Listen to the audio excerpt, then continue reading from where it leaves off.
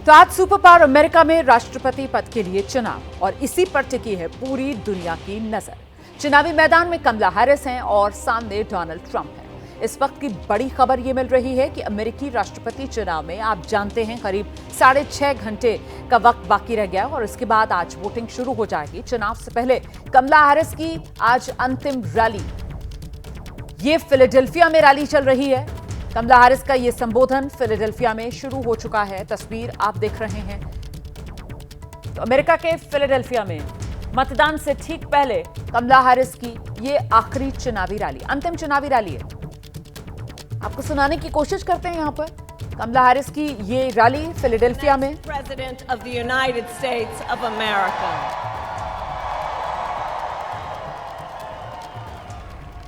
However, the race ain't over yet. And we must finish strong, and this could be one of the closest races in history. Every single vote matters. So let me ask you, who here has a plan to vote?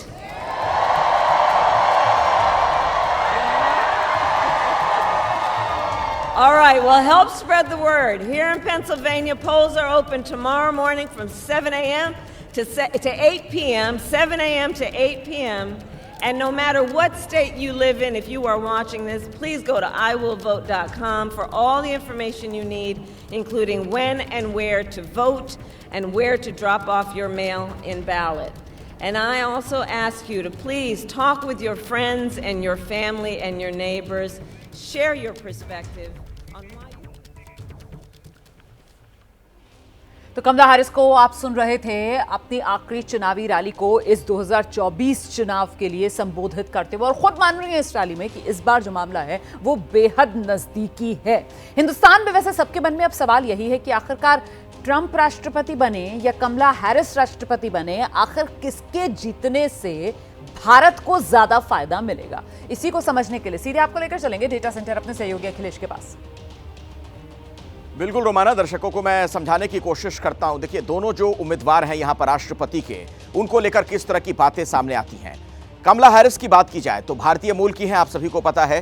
कल ही एक video जारी करके उन्होंने बताया भी कि उनकी मां हिंदुस्तान से 19 साल की उम्र में आई थी। वो वीडियो हमने आपको थोड़ी देर पहले दिखाया भी था। तो ट्रंप से प्रधानमंत्री मोदी के अच्छे संबंध हैं। हाउडी मोदी से लेकर हिंदुस्तान में स्वागत तक कई मौकों पर दोनों की केमिस्ट्री हमारे दर्शकों ने भी देखी है। हालांकि 370 हटने पर कमला हैरिस की बात की जाए तो उन्होंने भारत विरोधी बयान दिया था, जबकि डोनाल्ड ट्रंप आंतरिक मामलों में कम हस्तक्षेप के समर्थक रहे हैं, यानी हस्तक्षेप कम करते हैं। वो भारत से कारोबार बढ़ाने के पक्ष में हैं। कमला तो नए क्षेत्रों में भारत से समझौतों के लिए तैयार हैं। ट्रंप कारोबारी समझौते होने की उम्मीद उनसे की जाती है, कमला ने जताई है। तो ट्रंप की बात करें तो भारत को टैरिफ किंग तक वो कह चुके हैं। वो बयान आपको भी ध्यान होगा जब वो बात उन्होंने कही थी। H-1B वीजा बढ़ाने के पक्ष में है कमला हैरिस, जबकि प्रवासियों के लिए नियम कड़े करना चाहते हैं ट्रंप। ये दोनों की जो पॉलिसीज है, जो नीति है, वो मैं आपको बता रहा हूं। इंडो पैसिफिक पार्टनरशिप मजबूत करेंगी कमला हैरिस, जबकि क्वाड को मजबूत करने के पक्ष में ट्रंप हैं। रक्षा क्षेत्र के लिहाज से बात करें तो चीन का दबदबा घटाने का कमला का फैसला भारत के लिए फायदेमंद होगा, जबकि रक्षा क्षेत्र में तकनीकी समझौते करने के पक्षधर हैं ट्रंप। मेडिकल क्षेत्र के लिहाज से अगर हम तुलना करें, वो भी मैं आपको बता रहा हूं, आयात बढ़ाएंगी कमला हैरिस। वहीं भारतीय दवाएं जो इंपोर्ट होंगी उनकी कीमतें बढ़ाना चाहते हैं डोनाल्ड ट्रंप। तो दोनों का आपने देखा कि क्या अपना नजरिया रहा है भारत को लेकर और विभिन्न मुद्दों को लेकर रोमाना, जिससे हम पर असर पड़ सकता है। और आइए सीधे रुक करते हैं हमारे साथ हमारे सहयोगी वॉशिंगटन से मधु भाटिया झा लगातार पल पल का अपडेट पहुंचाने का काम कर रही हैं। न्यूज रूम से आशीष कुमार सिंह हमारे साथ इस वक्त मौजूद हैं और आप देख रहे हैं इस वक्त बेहद खास मेहमान हमारे साथ पूर्व राजदूत अशोक सज्जनहार सर जुड़ गए हैं इस वक्त। सर, बहुत स्वागत आपका एबीपी न्यूज की इस बड़ी कवरेज में। लेकिन सबसे पहले आपको ग्राउंड पर लेकर चलेंगे वॉशिंगटन मधु भाटिया झा के पास। मधु, वो फिलाडेल्फिया में जो आखिरी चुनावी रैली को इस 24 चुनाव के लिए संबोधित कर रही थी कमला हैरिस, अभी मैंने दर्शकों को सुनाया, और आवाज में उनकी थकन साफ तौर पर सुनाई पड़ रही है। कितनी मुश्किल ये लड़ाई उनके शब्दों से ये भी नजर आ रहा था। खुद वो स्वीकार करती हुई नजर आई वहां मौजूद हुजूम के सामने कि साहब इस बार जो लड़ाई है वो बेहद कांटे की लड़ाई साबित हो सकती है अमेरिका राष्ट्रपति चुनाव के इतिहास में। और इसीलिए शायद ये फिलाडेल्फिया, स्विंग स्टेट, पेनिसिल्वेनिया, निकलो घर से बाहर और वोट करो, ये अपील करती हुई सुनाई पड़ रही थी। जी बिल्कुल रोमाना, पेंसिल्वेनिया एक बहुत बड़ा स्विंग राज्य है और जहां तक अभी जो 7 राज्य हैं उनमें से 2 राज्य ऐसा लग रहा है कि शायद कमला हैरिस जीत जाएंगी। तीसरा जो सबसे अहम राज्य है वो है पेंसिल्वेनिया, जहां पर 19 इलेक्टोरल वोट है। अगर ये भी वो जीत जाती हैं तो वो 270 का आंकड़ा छू लेंगी। आपको बता दूं कि 2020 में यही राज्य था कि जैसे ही इसके इलेक्टोरल वोट्स डिसाइड हुए कि ये राज्य डेमोक्रेट्स जीत गए हैं, तब जो बाइडेन ने अपनी विक्ट्री डिक्लेयर की थी, क्योंकि उन्होंने इसी राज्य के जीतते ही 270 का आंकड़ा छू लिया था। लेकिन आप जिस रैली की बात कर रही हैं, इसी फिलाडेल्फिया शहर में, यहाँ पर 2016 में हिलरी क्लिंटन ने भी अपनी रैली की थी और बहुत धूमधाम से की थी। जितना जोश आज आप देख रही हैं वहीं पर उतना जोश था। उस रैली में एबीपी की टीम भी मौजूद थी और वहाँ पर मैंने खुद देखा था कि जितना जोश लोगों में दिख रहा था वो वोट्स में कन्वर्ट नहीं हुआ था। तो क्या आज वैसा होगा? क्या कमला हैरिस के लिए जो जोश आप इस समय फिलाडेल्फिया की रैली में देख सकती हैं, क्या कल वो वोट्स में बदलेगा? ये कहना बहुत मुश्किल है। लेकिन ये राज्य दोनों उम्मीदवारों के लिए बहुत ज़्यादा अहम है और ये भी इस बात से को दर्शाता है कि कमला हैरिस ने अपना क्लोजिंग आर्गुमेंट, अपनी कैंपेनिंग का अंत फिलाडेल्फिया में किया है, पेंसिल्वेनिया राज्य में किया है। आखिरी दम तक वो इस राज्य को जीतने की कोशिश करती रहेंगी। बिल्कुल, 7 स्विंग स्टेट्स हैं और इन्हीं 7 स्विंग स्टेट्स में ये जो उम्मीदवार हैं वो पूरा जोर लगाते हुए, और इसी क्रम में कमला हैरिस पेनिसिल्वेनिया में ये जो उन्होंने अपना चुनावी भाषण, इस 24 चुनाव में आखिरी भाषण दिया है। मैं जल्दी से जरा अशोक सज्जनहार सर का रुख करती हूँ। सर, क्या लग रहा है आपको? आप किस तरीके से देख रहे हैं इस बार का अमेरिकी राष्ट्रपति का चुनाव? अशोक सर। जी, बहुत धन्यवाद रुमाना मुझे आमंत्रित करने के लिए। और जैसे आपने कहा, जैसे आपकी रिपोर्ट ने कहा और जैसे आपके कॉरेस्पॉन्डेंट ने कहा वॉशिंगटन से, बिल्कुल वही बात है। कांटे की टक्कर है। देखा जाए तो पिछले 20-24 साल से जॉर्ज डब्ल्यू बुश का जब इलेक्शन हुआ था 2000 में एल गोर के विरुद्ध, तो वो भी बहुत ही नज़दीकी था। वहाँ पर भी 532 वोट से जॉर्ज डब्ल्यू बुश को सुप्रीम कोर्ट ने राष्ट्रपति घोषित किया था। इस बार भी बहुत ही कांटे की टक्कर होने वाली है। और देखिए, जो भी सर्वेज आए हैं रुमाना, जो भी पोल्स आई हैं, वो कभी कहती हैं जो ट्रंप आगे हैं, कभी कहती हैं कमला हैरिस आगे हैं, परंतु जितना भी वो आगे हैं वो with in the margin of error है। तो इसीलिए कोई किसी का पोल्स का विश्वास नहीं किया जा सकता। परंतु यही बताया गया है, अब 224 वोट इनके पास हैं, इलेक्टोरल वोट्स। कमला हैरिस के पास 219 इलेक्टोरल वोट्स हैं पूर्व राष्ट्रपति डोनाल्ड ट्रंप के पास। और जो 93 वोट्स हैं इलेक्टोरल वोट्स, वो हैं इन 7 जो स्विंग स्टेट्स कहा जाए या बैटल ग्राउंड स्टेट्स कहा जाए।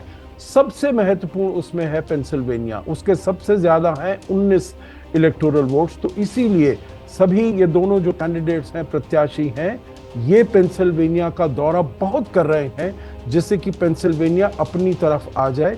कमला हैरिस के लिए अगर ये 3 स्टेट्स जिसे कहा जाता है great lake states, Michigan, Wisconsin और पेंसिल्वेनिया, ये इनको मिल जाते हैं तो ये 270 के आंकड़े को पार कर जाएंगी और राष्ट्रपति बन जाएंगी। बिल्कुल आशीष, जिस तरीके से कमला हैरिस पेंसिल्वेनिया, इसी तरीके से स्विंग स्टेट ही है और वहीं पर डोनाल्ड ट्रंप भी आखिरी चुनावी सभा को संबोधित करेंगे। आशीष।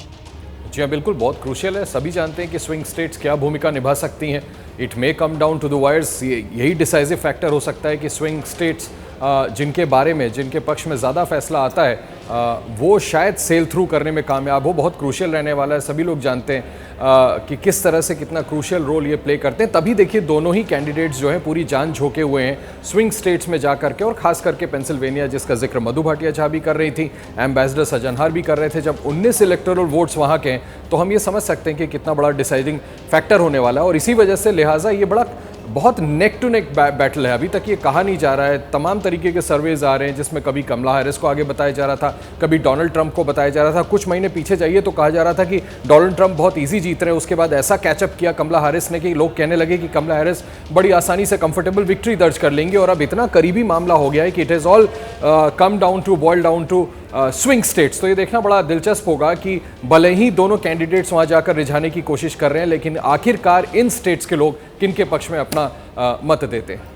रहिए मेरे साथ, लौटूंगी आपके पास। जरा जल्दी से मधु का एक बार फिर से रुक करते हैं। मधु, जिस तरीके से आखिरी जो चुनावी सभा, प्रचार सभा इस 24 राष्ट्रपति चुनाव के लिए हम देख रहे हैं, कमला हैरिस जो है वो फिलाडेल्फिया, पेनिसिल्वेनिया में जोर लगाती हुई नजर आ रही हैं। वहीं दूसरी तरफ ट्रंप का खेमा, डोनाल्ड ट्रंप कहां पर किस तरीके से जोर लगा रहे हैं, किस स्विंग स्टेट में है? मिशिगन?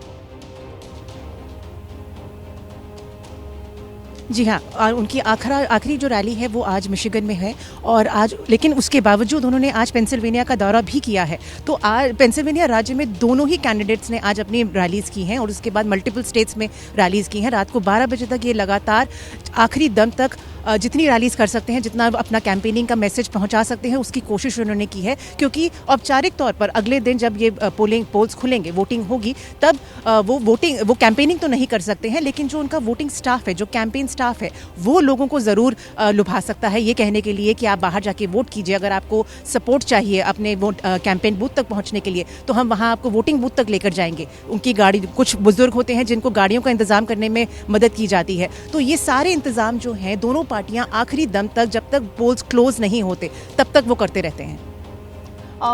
एक बार फिर से जरा अशोक सर का रुख करते हैं। सर, ये जिस तरीके से राष्ट्रपति चुनाव का सिलसिला अमेरिका में हमने देखा, पहले जब जो बाइडेन साहब का नाम सामने निकल कर आया और उनका जो रुख पूरे उस दौरान दिखा, उस वक्त तो माना जा रहा था कि ट्रंप साहब के लिए लड़ाई बहुत ही आसान है, एक तरीके से डन एंड डस्टेड ये फाइट डोनाल्ड ट्रंप के लिए लग रही थी। लेकिन फिर जो डेमोक्रेट्स ने अपना दाव पलटा और बाजी लगाई कमला हैरिस पर, फिर कमला हैरिस एक वक्त तो ऐसा आ गया था कि लग रहा था वो साफ तौर पर लीड लेती हुई नजर आ रही है, लेकिन वो जो बाइडेन ने जहां पहुंचा दिया था डेमोक्रेट्स की इस फाइट को, वहां से जिस तरीके से अब आज की तारीख में कमला हैरिस उसको बिल्कुल बराबरी के मुकाबले पर ले आई हैं, तो ये अपने आप में एक माना जाएगा कि ऐतिहासिक लड़ाई देखने के लिए मिल रही है राष्ट्रपति पद के लिए अमेरिका में।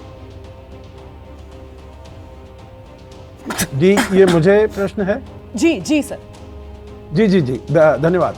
नहीं, आप बिल्कुल ठीक कह रही हैं। देखिए, जब 21 जुलाई को जो बाइडेन ने जब ये कहा, उन्होंने प्रपोज किया जो कमला हैरिस उनकी जगह पर प्रत्याशी बनेंगी, तो जो सबसे ज्यादा बड़ा अटैक डोनाल्ड ट्रंप करते थे जो बाइडेन के ऊपर, वो करते थे उनकी उम्र के बारे में, जो वो बहुत ही वृद्ध हो चुके हैं, बहुत ही अस्थिर हैं और ठीक सोच नहीं सकते हैं। और ये सब सामने आ गया था जब उनकी पहली डिबेट हुई थी, और उस पहली डिबेट में जो बाइडेन का जो परफॉर्मेंस था बहुत ही निम्नतम स्तर पर था, और जैसे वो बिल्कुल अपने सोचने पर कंट्रोल नहीं कर पा रहे हैं, अपने बोलने पर कंट्रोल नहीं कर पा रहे हैं, तो उनके ऊपर बहुत दबाव आया जो आपको ये छोड़ देना चाहिए, आपको विड्रॉ कर लेना चाहिए। और फिर उन्होंने कमला हैरिस को प्रपोज किया। कमला हैरिस जब आई तो देखिए जो पासा एकदम पलट गया, क्योंकि डोनाल्ड ट्रंप 78 साल के हैं और कमला हैरिस अभी 60 साल की हुई है। तो जो उम्र का वो जो तकाजा वो कर रहे थे डोनाल्ड ट्रंप जो बाइडेन के विरुद्ध, वो यहाँ पर कमला हैरिस डोनाल्ड ट्रंप के विरुद्ध करने लगी। और जब उसके बाद डेमोक्रेटिक नेशनल कन्वेंशन हुआ, उसमें उनको बहुत मोमेंटम मिला, उसमें उनको बहुत स्पाइक मिला और वो बिल्कुल आगे चली गई। परंतु फिर अब ये डोनाल्ड ट्रंप के ऊपर हमले हुए, उनके ऊपर असैसिनेशन अटेम्प्ट हुआ, सिंपैथी वोट हुआ, और फिर आगे चलते हुए हम देख रहे हैं जो कुछ ऐसे मुद्दे ले लिए हैं डोनाल्ड ट्रंप ने, एक अर्थव्यवस्था पर, क्योंकि वहां पर इन्फ्लेशन बहुत बढ़ रहा है, दूसरा इमिग्रेशन पर, जिससे कि वो भी अपने को ऊपर लाने में समर्थ हुए हैं। बिल्कुल, और इसीलिए मामला जो है वो बिल्कुल कांटे की टक्कर पर आकर अटका हुआ है। बहुत बहुत शुक्रिया आप सभी का। Thank you so much for joining Ashok sir.